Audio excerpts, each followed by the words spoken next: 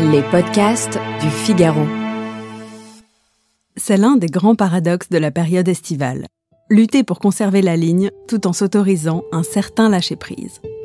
En matière d'alcool, il est d'usage d'entendre tout et son contraire jusqu'à ne plus savoir à quel vin se vouer.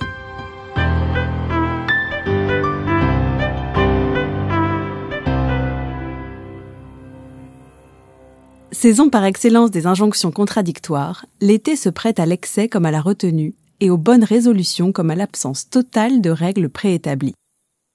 En matière de vin, bon nombre d'idées reçues continuent d'avoir la peau dure, le plus souvent sans réel fondement.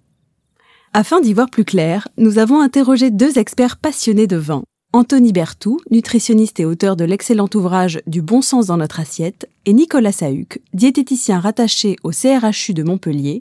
Voici leurs éclairages. Première idée reçue, les calories contenues dans l'alcool sont vides. C'est vrai. Techniquement, parler de calories n'a pas vraiment de sens, puisqu'il s'agit simplement d'une unité contenue dans une molécule. Il est plus pertinent de parler de grammes de lipides, de glucides, de protéines, etc. L'alcool est une exception dans la mesure où ce qu'il contient n'est pas utilisable directement par l'organisme, qui va d'abord aller puiser dans les nutriments apportés par l'alimentation. On entend aussi souvent que le vin permettrait de satisfaire les besoins du corps en polyphénols. C'est faux. Si le vin contient en effet des polyphénols, ces derniers sont en quantité très faible et il faudrait en consommer entre 500 et 2700 litres pour atteindre nos besoins journaliers, ce qui est parfaitement impossible et vient remettre en cause le sacro-saint French Paradox. Ensuite, le vin rouge est-il vraiment plus facile à digérer que le vin blanc ? Non. Si le vin blanc contient généralement davantage de sucre et de sulfite que le vin rouge, la digestibilité de l'alcool est propre à chacun et va dépendre du rythme et du régime alimentaire de chaque individu. Il n'y a donc aucune raison scientifique ou médicale qui justifie de favoriser l'un plutôt que l'autre. L'alcool se transforme-t-il systématiquement en graisse ? Alors là, c'est vrai et c'est faux. En réalité, tout dépend du contexte.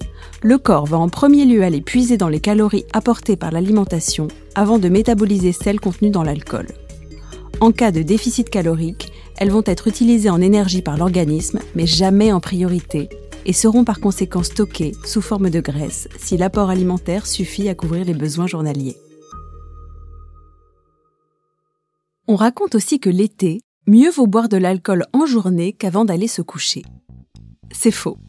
Le corps fonctionnant en continu, il n'y a pas de mise à l'arrêt, de jour comme de nuit. Toutefois, l'alcool sera plus facilement éliminé durant la journée qu'au moment du coucher, où il peut par ailleurs venir perturber le cycle du sommeil. Chez les chantres de la Provence, on entend souvent que le vin rosé serait à favoriser dans le cadre d'un régime d'été, davantage que le rouge ou le blanc. Là encore, c'est faux. Ce n'est pas une question de couleur, mais de taux de sucre. Tout dépend de la quantité d'alcool contenue dans chaque vin, certains rosés étant plus riches que certains rouges légers, malgré une robe pâle qui peut à tort donner une impression de davantage de légèreté. Dans la même veine, est-ce que mettre des glaçons dans son verre permet de maintenir son niveau d'hydratation ? Absolument pas. Ajouter des glaçons dans son verre de blanc ou de rosé est considéré par nos deux experts comme un véritable sacrilège. Il souligne en revanche la nécessité absolue de s'hydrater en buvant de l'eau en continu, et d'autant plus par forte chaleur. À présent, venons-en à la partie alimentaire. Manger du pain et de la charcuterie permettrait de mieux assimiler l'alcool à l'heure de l'apéritif. C'est vrai.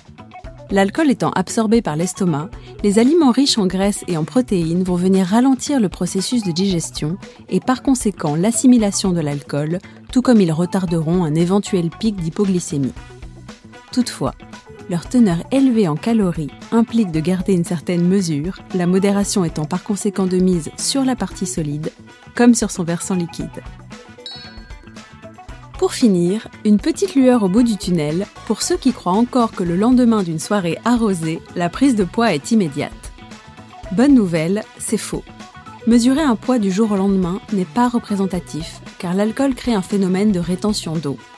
Une prise de poids se mesure à minima sur 7 jours, surtout lorsque l'on sait que celle-ci peut varier de 1 à 3 kg en l'espace d'une seule journée. Je vous imagine rassuré et enfin prêt à ignorer la tyrannie de l'été.